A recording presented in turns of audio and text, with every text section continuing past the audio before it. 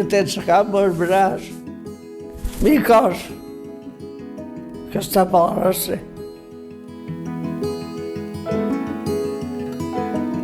La gent que tenim en llista d'espera o que no compleix el requisit per entrar en aquest altre servei, la tenem aquí i són sessions de neurorehabilitació en diferents professionals. Hi ha fisioterapeuta, terapeuta ocupacional, logopeda, treballador social, bueno, una sèrie de professionals en els que fan sessions depenent de la necessitat de cada un. I per altra banda també hi ha la part del transport adaptat, que sí que tampoc ho tenim subvencionat per altra via i a través de l'IRPF podem subvencionar aquesta part que ens permet que un transport adaptat vagi a cercar els usuaris a casa seva, els aduguin al centre i després els retornin.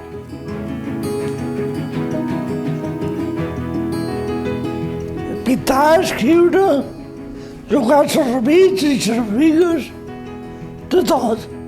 Jo per mi me funciona tot més. Només de saber que estàs tranquil, estar ben acompanyat i ja me basta.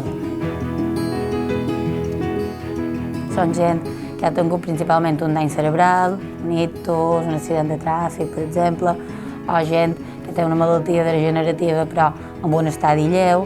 I clar, estem xerrant que en molts de casos hi ha molta part física, molta necessitat física i això, però bueno, és un grup bastant heterogeni. Hi ha moltes necessitats cognitives també, problemes de memòria, de parla també.